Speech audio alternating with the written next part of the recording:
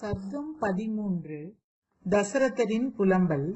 புண்ணியம் தேய்ந்த பின் தேவலோகத்திலிருந்து தள்ளப்பட்ட யயாதி போல மனைவியின் காலில் விழத் தகாதவரும் வெறுந்தரையில் கிடக்கக்கூடாதவருமான மன்னர் தரையில் விழுந்து கிடப்பதை பார்த்து தீமையே உருவெடுத்து வந்தார் போன்றவளும், இதுவரை தன் விருப்பம் ஈடேறப் பெறாதவளும், உலக அபவாதத்திற்கு அஞ்சாதவளும், பரதனுக்கு ஏதோ ஆபத்து வந்துவிட்டது போன்ற தோற்றத்தை காட்டியவளுமான அவள் அந்த வரத்தை முன்னிறுத்தியே மறுபடியும் பேசத் தொடங்கினாள். மாமன்னரே, சத்தியம் பேசுகிறவர் என்றும் திடமான நியமானுஷ்டானம் உள்ளவர் என்றும் நீங்கள் பறைசாற்றிக் கொள்கிறீர்கள். அப்படி இருக்கும் நீங்கள் என்ன காரணத்தால் எனக்கு வாக்களிக்கப்பட்ட வரத்தை கொடுக்காமல் இருக்க விரும்புகிறீர்கள்?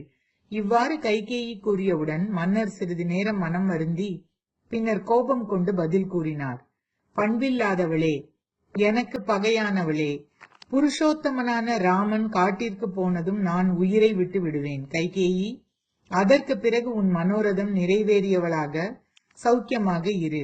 ஸ்வர்க்கத்திற்கு நான் போய் சேர்ந்ததும் அங்கே உள்ள தேவர்கள் ராமனை பற்றிய க்ஷேம லாபங்களை விசாரிக்கும் போது நான் உண்மையை கூறினால் அவர்கள் என்னை ஏசுவதை எவ்வாறு பொறுத்துக் கொள்வேன்?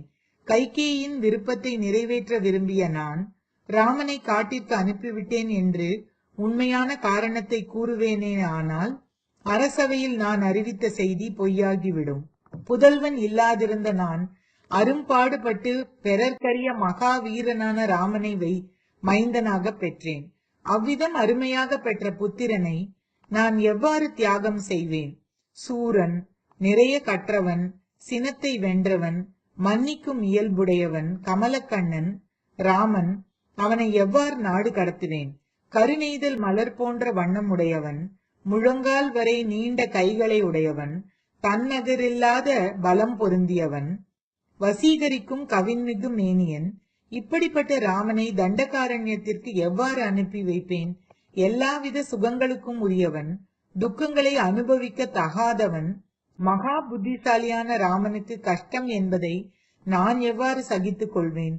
துன்பப்பட வேண்டாத ராமனுக்கு துக்கத்தை கொடுப்பதற்கு முன்னதாகவே நான் இவ்வுலகத்திலிருந்து வெளியேறிவிட்டால் அதுவே எனக்கு நல்ல பலன் தருவதாகும். இகழ்ச்சிக்குரியவளே, பாவம் செய்ய முடிவு எடுத்து விட்டவளே, வீண் போகாத பேராற்றலுடைய ராமனுக்கு, என் மனத்திற்கு உகந்தவனுக்கு பெரும் கஷ்டத்தை கொடுக்கிறாயே கைகேயி. அது எதனால்? உலகில் நிச்சயமாக எனக்கு அபகீர்த்தியும் அவமானமும் ஏற்படத்தான் போகிறது. இவ்வாறெல்லாம் அவர் மனம் கலங்கி புலம்பிக் கொண்டிருந்த அந்த சமயத்தில் சூரியன் மறைந்து இரவும் வரத் தொடங்கியது.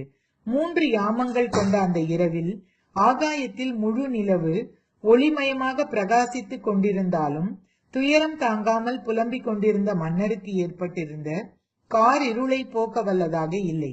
நீண்ட வெம்மையான பெருமூச்சு விட்ட வயோதிக மன்னர் ஆகாயத்தை வெறித்து பார்த்த வண்ணம் நோயின் உபதிரவத்தை தாங்க முடியாமல் தவிக்கும் நோயாளியைப் போல புலம்பிக் கொண்டிருந்தார். ஓ இரவே, தாரகைகளை அணிந்தவளே, உனக்கு விடுவு காலம் ஏற்படுவதை நான் விரும்பவில்லை.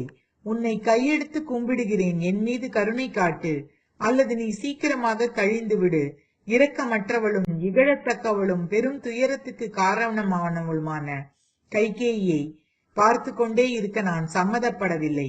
இவ்வாறு கூறிவிட்டு கைகேயியை நோக்கி இரு கைகளாலும் கூப்பிக்கொண்டு அவளை மனம் குளிர வைக்கும் எண்ணத்துடன் மறுபடியும் இவ்வாறு கூறத் தொடங்கினார். நல்லொழுக்கமுடையவன், இரங்கத்தக்கவன், உன்னையே அடைக்கலம் புகுந்தவன், மரண தருவாயில் இருப்பவன், குறிப்பாக இந்நாட்டு மன்னனாகிய என்னிடம் தயவு காட்டுவாய். கைகேயி, அழகியவளே, ராமனுக்கு பட்டாபிஷேகம் என்று பொருளில்லாத வெறும் வார்த்தைகளை நான் வெளியிடவில்லை. சிறு பெண்ணே, நீ என்னிடம் தோழமை உடையவள், என் மனம் போலவே நடப்பவள். நல்ல விதமாக என் தர்ம சங்கடத்தை நீ தீர்த்து வைக்க வேண்டும். தேவி, எனக்கு அருள் புரிவாய். என்னுடைய ராமன் உன்னால் கொடுக்கப்பட்டதாக அழிவில்லாத ராஜ்யத்தை பெறட்டும். கருங்கண்ணாளே, அப்படி செய்தால் நீ மேலான புகழை பெற்று விளங்குவாய். கவர்ச்சி மிக்கவளே, அழகிய முகமும் கண்களும் உடையவளே, இப்போது நான் உன்னிடம் வைத்துள்ள கோரிக்கை எனக்கும் ராமனுக்கும் குடிமக்களுக்கும் ஆச்சாரியர்களுக்கும் ஏன் பரதனுக்கும் கூட மகிழ்ச்சியை கொடுக்க கூடியதாகையால் அதனை ஏற்றுக்கொள். தூய எண்ணம் உடையவரும் கண்ணீர் சொரியும் சிவந்த கண்களை உடையவரும் மன்னரும் கணவருமான அவருடைய புதுமையானதும் இரக்கத்தை வரவழைப்பதுமான புலம்பலை கேட்டும் கெடுமதி படைத்தவளும் இரக்கமற்றவளுமான அவள் ஒரு வார்த்தை கூட பதில் கொடுக்கவில்லை. மன்னர் மறுபடியும் உணர்விழந்தார். தனக்கு இஷ்டமானவளும் திருப்தி அடையாதவளும் விரோதமாய் பேசுகிறவளுமான அவளை பார்த்து மகனை நாட்டிலிருந்து வெளியேற்றுவதை நினைத்து மிகவும் துக்கத்தை அடைந்து தான் நினைவிழந்து தரையில் விழுந்தார். இவ்வாறு துயரம் தாங்காமல் பெருமூச்சு விட்டுக்கொண்டு அறநெறி தவறாதவரான மன்னர் அரற்றிக் கொண்டிருந்தார். பயங்கரமான அந்த இரவு கழிந்தது. அவரை துயில் எழுப்புவதற்காக மங்கள இசையுடன் துதிப்பாடகர்கள் வந்து இசைக்க தொடங்கியதும் உத்தம மன்னராகிய அவர் அதை நிறுத்தச் சொன்னார். ஸ்ரீமத் வால்மீகி ராமாயணம் அயோத்தியா காண்டத்தில் 13வது சர்க்கம் முற்றிற்று.